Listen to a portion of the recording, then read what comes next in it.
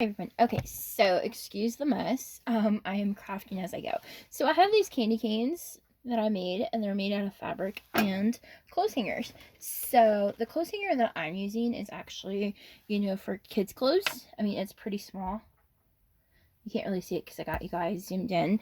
But anyways, enjoy my crusty, dusty desk. I need to clean it. But anyways, so what I did to get this candy cane shape is I cut it in half. And how I went about doing that, of cutting it in half, I used dog toenail clippers. So it's in half, and I am just going to press it, go around it. I mean, it's going to cut nice and easy, but mine are kind of flimsy.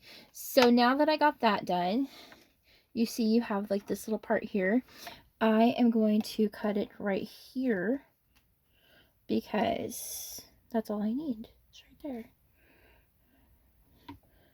And you can get 2 candy canes out of 1 clothes hanger. And if you want this to be bigger, then use a bigger clothes hanger. Okay, so now we have our basic candy cane shape. Now, I like to save this too because I can use this for my doll clothes. Let me show you for an example. This is actually a dress that little crafty kitty had made me here on YouTube. She made it for me one year, and it's for American Girl size. I just use this as the clothes hanger, and it holds it nicely. So, like it's not going to waste. So now, anyways, put this to the side for another doll outfit later. But we have our basic candy cane form, and choose out whatever fabric you want. I'm going to actually use this one, which kind of looks like a candy cane. And candy canes come in all different colors and stuff. Like I have this one, which is a gingham. And then I have this striped one, I think is cool. And then we just have this basic candy cane fabric, and you do not have to iron it if you don't want to. I did not, obviously, like I just cut a strip of it. So I like to I like to start at the bottom. So put some glue. I'm using hot glue for this. This does not take long, like at all, to make. So hold that and then glue as you go. You probably could use tacky. Actually, you definitely could probably use tacky glue for this. But hot glue is just a lot faster when it comes to this kind of stuff. And I think it's going to do good in the long run. And I am not buying candy canes this year. I have a fun story about candy canes. Let me share it with you. When I first got Muffin back in 2018, it was her first Christmas with me because she is born on Christmas Eve. So I got her in April of 2018, and that little girl, Christmas came around, and it was before her birthday, and we always put like candy canes on the tree. When I say we, I mean my Memo. I lived with her for a very long time, and they would always put candy canes on the tree because my cousins like candy canes.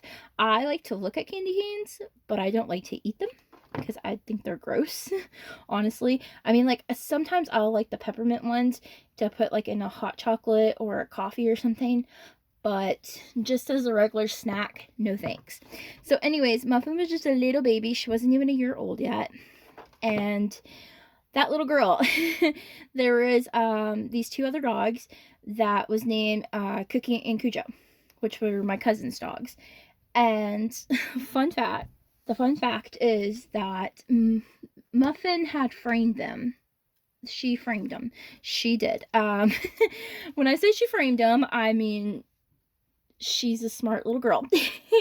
She knew exactly what she was doing, and what she did was I know it's so bad, but she climbed the tree, and because the tree was on a side table and it was next to the couch, so she climbed the tree.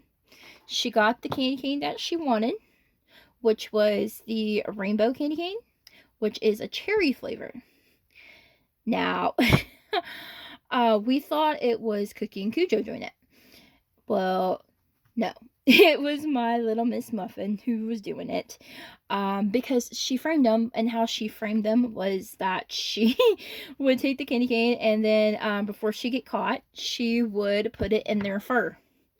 She would put their candy cane in their fur. They wouldn't be eating the candy cane. She was.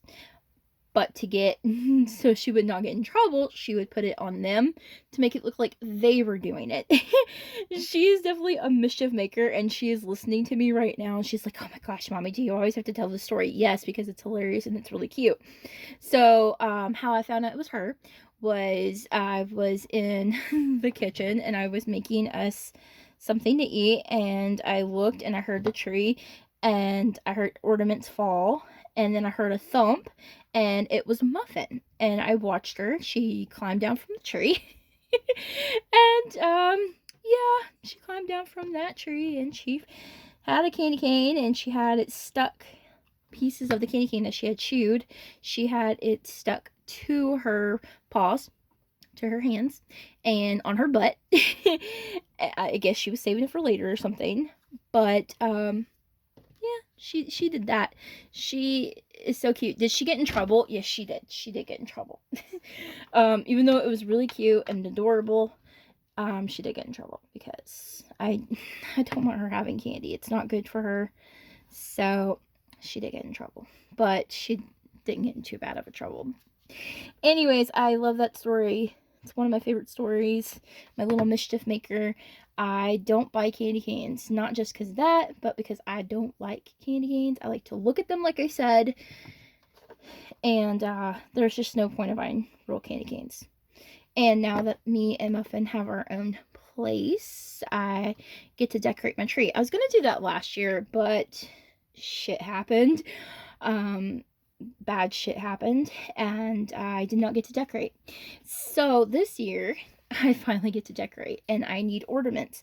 I have a couple of balls in here and there, and I have some, yeah, just basically balls and stuff and things that I had gotten on clearance.